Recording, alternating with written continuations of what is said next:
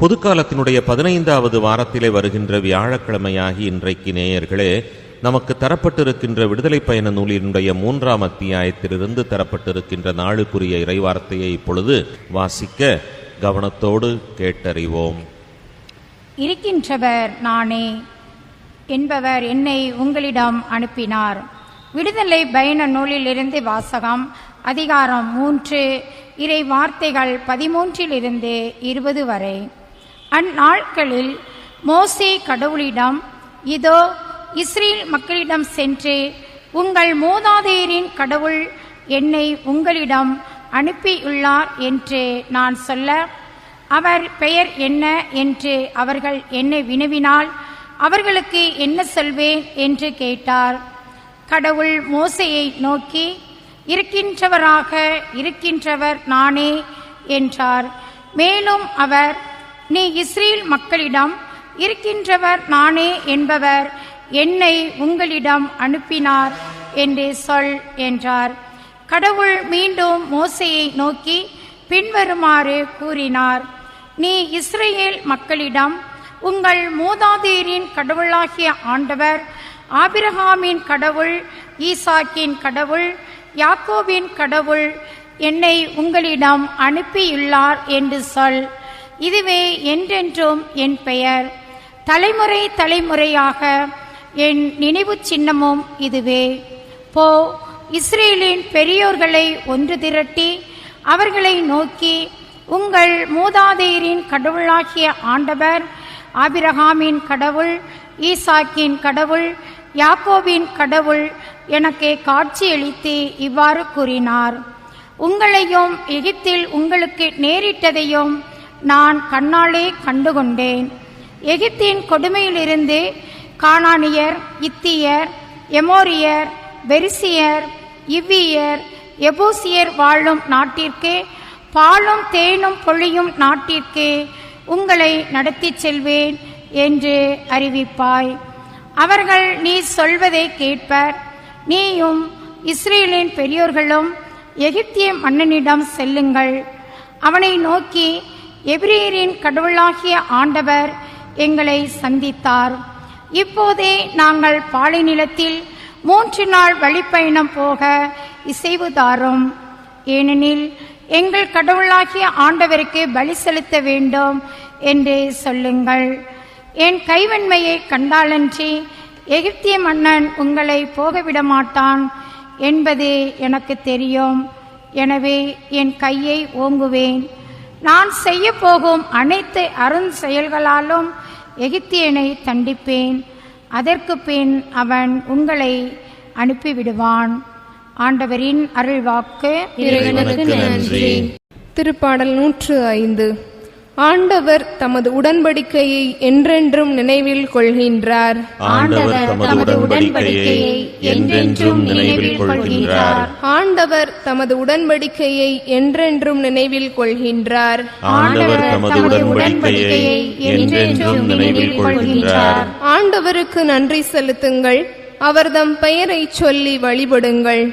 அவர்தம் செயல்களை மக்களினங்கள் அறியச் செய்யுங்கள். அவர் செய்த வியத்தகு செயல்களை நினைவு கூறுங்கள். அவர்தம் அருஞ்செயல்களையும் அவரது வாய்மொழிந்த நீதி தீர்ப்புகளையும் நினைவில் கொள்ளுங்கள். ஆண்டவர் தமது உடன்படிக்கையை என்றென்றும் நினைவில் கொள்கின்றார். அல்லேலூயா, அல்லேலூயா. பெருசுமை சுமந்து சோர்ந்திருப்பவர்களே, எல்லாரும் என்னிடம் வாருங்கள், நான் உங்களுக்கு இளைப்பாறுதல் தருவேன் என்கிறார் ஆண்டவர். அல்லேலூயா, அல்லேலூயா. ஆண்டவரை நற்செய்தியை தகுந்த விதத்தில் எடுத்துச் சொல்ல என் உள்ளத்தையும் உதட்டையும் தூய்மையாக்கும். ஆண்டவர் உங்களோடு இருப்பாராக. புனித மத்தேயு எழுதிய பரிசுத்த நற்செய்தியிலிருந்து வாசகம். மத்தேயு நற்செய்தி 11வது பிரிவு 28 - 30 முடிய. அக்காலத்தில் இயேசு கூறியது, பெரும் சுமை சுமந்து சோர்ந்திருப்பவர்களே, எல்லாரும் என்னிடம் வாருங்கள், நான் உங்களுக்கு இளைப்பாறுதல் தருவேன்.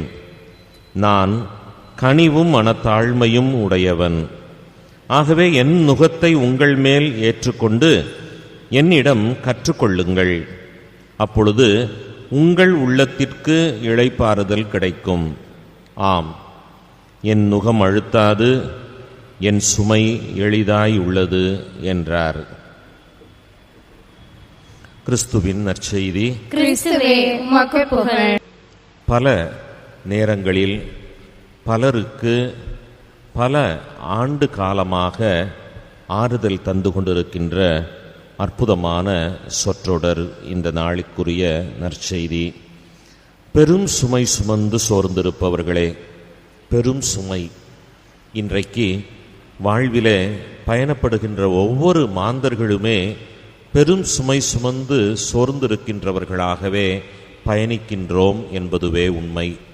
இந்த சுமை என்பது பலவாறு கருதப்படுகின்றது. அன்றைக்கு 10 குழந்தைகளை பெற்றவர்கள் எனக்கு பிள்ளைகள் சுமை என்று ஒருபோதும் சொன்னதே இல்லை.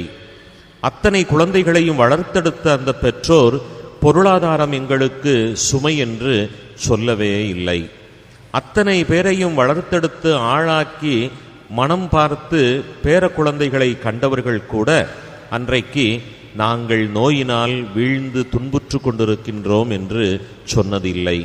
ஆனால் இன்றைக்கு வீட்டுக்கு 1, ஆளுக்கு 1 என்று சொல்லிக்கொண்டு 1, 2 என்று வைத்திருக்கின்றவர்கள் பிள்ளைகளை வளர்த்தெடுப்பது எங்களுக்கு சுமையாக இருக்கின்றது, பொருளாதாரம் எங்களுக்கு பெரும் சுமையாக இருந்து கொண்டிருக்கின்றது, உடல் நோய் எங்களை இன்றைக்கு பெரும் சுமையாய் எங்களை வருத்தி கொண்டிருக்கின்றது என்று சொல்ல பார்க்கின்ற பொழுது ஆண்டவர் இன்றைக்கு கூறுகின்ற இந்த கூற்று நமக்கு பெரும் சுமை சுமந்து சோர்ந்திருப்பவர்களே, எல்லாரும் என்னிடம் வாருங்கள், நான் உங்களுக்கு இளைப்பாறுதல் தருவேன் என்று கூறுகின்ற வாக்கு மிக அற்புதமாய் இருப்பதை நம்மால் பார்க்க முடிகின்றது. அன்றைக்கு அத்தனை பேரை சுமந்தவர்கள் கூட ஏன் அதை சுமையாய் கருதாமல் இருந்தார்கள் என்று சொன்னால், காலையில் எழுந்தவுடனேயே ஆண்டவருடைய தரிசனத்திற்கு அவருடைய இல்லம் சென்று வழிபட்டு அவரையே தஞ்சமாய் மையமாய் கொண்டு வாழ்ந்து வந்ததோடு குடும்பத்திலே அன்றாடம் தவறாமல் கூடி ஜெபிக்கின்ற ஒரு நல்ல பழக்கமும் இருந்ததனால் எதையுமே அவர்கள் சுமையாய் பார்க்கவில்லை என்பதுதான் உண்மை. ஏனென்றால் அவர்கள் பாரமாய் சுமையாய் இருந்த போதிலும் கூட அவர்களுக்கு இளைப்பாறுதல் கிடைத்தது ஆண்டவருடைய சன்னிதானத்திலே. ஆண்டவரிடம் அவர்கள் தஞ்சமடைந்து தங்களது பாரங்களையெல்லாம் ஒப்பு கொடுத்து வாழ்ந்த போது அவர்களுக்கு மன மகிழ்ச்சி கிடைத்தது. ஆனால் இன்றைக்கு நாம் பார்க்கின்றோம், சுமை சுமை சுமை என்று சொல்லுகின்ற எந்த ஒரு அன்பர்களுமே கடவுளே எனக்கு தஞ்சம் என்று சொல்லி அவரை முந்த வாழ்விலே தேடாது இருப்பதனாலேயே, அவரை நாடாமல் வாழ்வதனாலேயே பெரும் சுமை சுமந்து சோர்ந்து வாழ்வே வீணாய் பார்க்கின்ற அல்லது வாழ்வையே விரக்தியாய் பார்க்கின்ற ஒரு பரிதாபமான வாழ்வே நம்முடைய வாழ்வாக இருக்கிறது என்பதுதான் உண்மையும் கூட.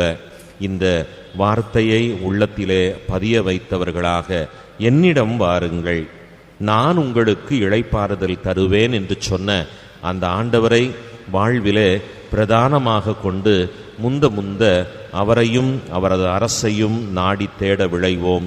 மற்ற பிறவற்றை அவர் நமக்கு செய்து தந்து நம்மை ஆசீர்வதித்து வழி நடத்துவார். கேட்டு மகிழ்ந்து இறைவனை துதிக்க உங்களை அன்போடு அழைக்கின்றேன். ஆமென்.